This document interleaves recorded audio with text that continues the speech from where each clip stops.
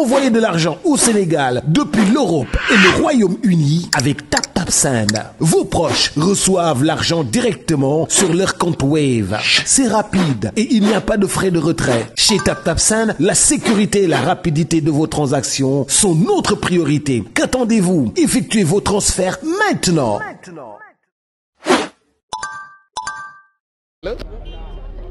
di leen sant yéen journalistes yi ak ñëpp ñi ñëwoon di seetaan audience bi ak ñoo xamante ñu ngi seen kër yi di seetaan di ñaanal seen doom di Sidy. alors tey tribunal vraiment jël na décision bu ànd ak sagesse ak yërmande. tribunal tey bu mu joxee décision bi dafa ne Sidy dañ ko war a bàyyi si affaire faux bi ak usage de faux bi ñun plaidé nañ loolu waaye nañ tribunal loolu amul. te tribunal jox nañu dëgg maag avocat yi maître Ablaye Tall maître Aline Badara Fall maître Adama Ndiaye autre vraiment ak maître Khadim Kébé représentant maître Bamba Cissé. alors donc vraiment jàpp nañu tribunal jox nañu dëgg jox na dëgg Sidy te vraiment tribunal naw na comportement am lii nag ñu ngi koy rafetlu bu baax te dina tax aussi à l'avenir Sidy jël ay dispositions ay motuwaayam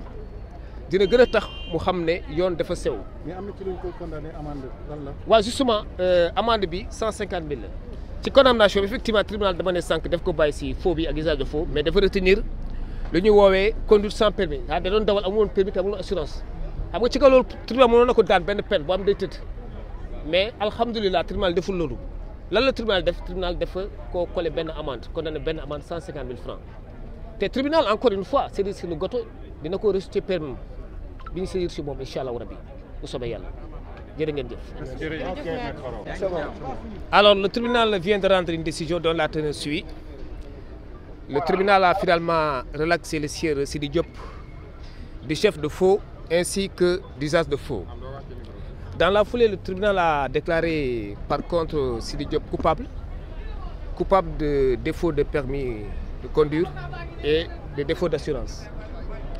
Alors le tribunal n'a pas reçu de peine. Fort heureusement pour lui, le tribunal a retenu sa culpabilité certes, mais il lui a infligé une amende, une simple amende de 150 000 francs. Cela veut dire quoi? Cela veut dire que c'est une décision entièrement satisfactoire pour avoir fait droit à toutes nos demandes. À travers nos plaidoiries et au passage je remercie mes excellents confrères, maître Abdoulaye Tall, maître Aline Badara Fall, maître Adama Ndiaye, qui ont plaidé de façon brillante. Et donc le tribunal a suivi la défense dans ses plaidoiries. En même temps que le procureur de la République, je précise et je l'ai dit ce matin, que le procureur n'a pas été très sévère dans la mesure où elle a requis l'application de la loi. Et en l'occurrence, nous on a estimé que la loi, en pareille occasion, devrait faire preuve de clémence et d'indulgence. La preuve en est que justement, aujourd'hui, ce matin, la loi vient de faire preuve d'extrême indulgence, d'extrême clémence. Donc Sidy, à partir d'aujourd'hui, est libre de tout mouvement. Il pourra regagner son travail au grand bonheur des artistes, ses collègues, des Sénégalais qui l'aiment bien, de ses fans de façon générale. Je précise que c'est une personne quand même très calme, très sereine. Il profite de l'occasion pour remercier tout le monde, y compris vous les journalistes, tous les Sénégalais, qui soient ici sur le territoire sénégalais ou à l'extérieur. Il en a tiré une leçon. Il a pris ce problème comme étant un défi qui a été lancé, de croire encore en Dieu, que c'était le sort qui en a voulu ainsi. Il va en tirer toutes les conséquences. En tirer toutes les conséquences, c'est de faire en sorte que désormais, à partir d'aujourd'hui, qu'il puisse être en règle et qu'au préalable, avant de conduire un quelconque véhicule, de vérifier si toutes les pièces afférentes à sa circulation sont complètes. Et donc, vraiment, c'est une décision quand même qui a un aspect pédagogique, ou l'aspect du fait qu'elle a fait preuve, la juridiction de 5 ans, de l'application d'une bonne politique pénale, tendant à prendre en compte le statut de Sidy Diop, qui a été un délinquant primaire, qui n'a jamais émaillé à partir avec la justice, qui à la barre a présenté ses excuses, je l'ai dit ce matin. Et mieux, il a pris l'engagement solennel de faire en sorte qu'à l'avenir que de tels faits ne puissent pas lui arriver. Je vous remercie. Alors,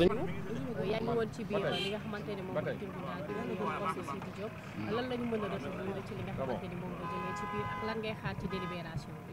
waaw maa leen di fay ñëpp di char ñëpp li ñuy xaar rek ñaan yàlla génn ko fi léegi te yéen ñëpp moom ngeen di xaar ndax nag li du lu yomb lu metti la te ñu waru ko yéene kenn ci àddina dañuy ñaan yàlla jëlee ko fi léegi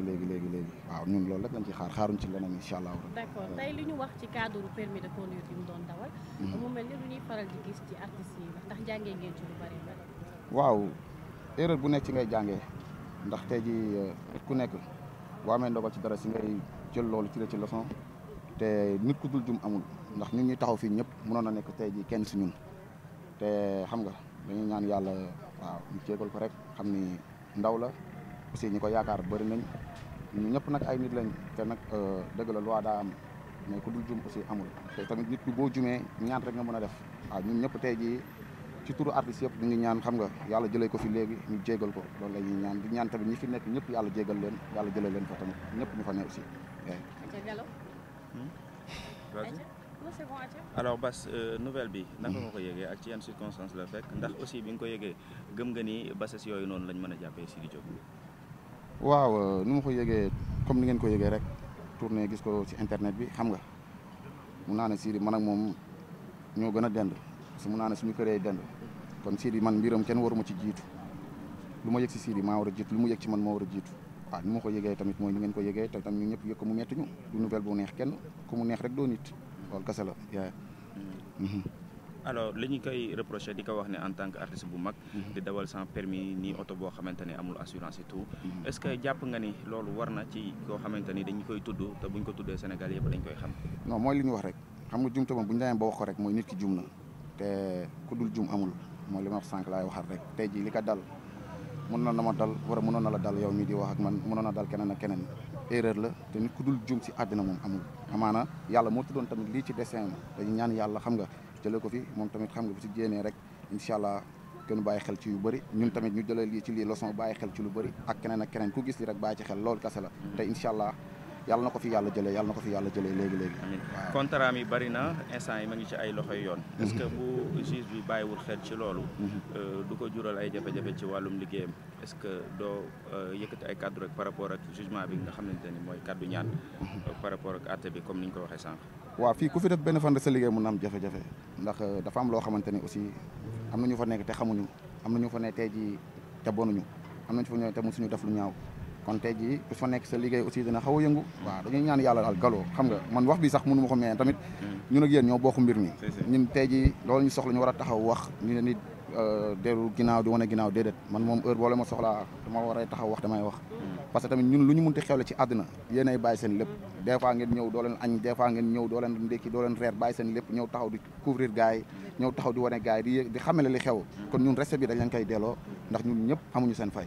waaw dañuy ñaan yàlla tamit yéen liggéey bi yàlla defal leen ci tawféex yàlla defal leen ci jàmm quoi ndax tàng na ngeen taxaw nii tamit xam nga di xaar ku ñëw ngeen wax ak moom kon tamit kenn du yéen quoi yéen tamit seen soutien yéen a ngi koy wane bu baax a baax a baax di wax tur artiste yëpp di wax rek li mooy yoon ñu war a booloo yii bu amee ñëpp di jug xam nga def mobilisation jàppalante parce que joomul kenn waaw joomul kenn dañuy ñaan yàlla nag jàlla jeexal ko léegi te yàlla mun na ko yàlla rek la ñuy ñaan ndax moo yor lépp jërë ngeen jëf. merci beaucoup Bass jaajëfatee. waaw salaamaaleykum maa ngi nuyu képp ku fi taxaw di nuyu Sénégalais yëpp di leen massaw yéen ñi presse bi parce que lii la nit mënal doomu aadama lii la nit mënal mbokku jullitam mooy mu am naqar mu ñëw mu am bànneex mu ñëw ndax yéen a ñuy gunge ci lépp muy lu neex muy lu naqari moo tax ma teew fii tey ñëw soutenir sama frère Sidy ñëw jàppale ko ci bés bi di ko ñaanal yàlla teggil ko natt loolu rek moom fi indi waaw. waaw nañ ñaan yàlla parce que ñun nangu nañ ni dafa juum ñun nangu nañu ba pare lii leçon la pour ñëpp pour képp kuy artiste muy képp koo xam ni da nga am tur da nga war a gën a moytu gën a prudent gën a xam ni maanaam ñun du ñu mayati dara lépp lu ñu def dañu ci topp kon moo tax ñi ngi ñaan ñu def li nga xam ni mooy jéggal ko parce que jeune la tamit mi ngi nekk ci yoonam suñu morom la saa yu ñu amee bànneex dañ koy gis saa ñu amee naqar dañ koy gis moo tax ñun tamit ñu ñëw soutenir di ñaan nag parce que ñaan rek la ñu mën waaw. mais ak charge yi ñu koy toppee tam ngeen jox ne danañu ko. non yàlla baax na nañ ko ñaanal rek yàlla baax na yàlla na ko yàlla teggi nattu bi parce que nattu du wees ñun ñëpp ku ci nekk mën na la dal ku ci nekk ñun yéen ñii sax boo leen dem léegi ku ci amul casque wala ku ci yorul oto mën nañ la jàpp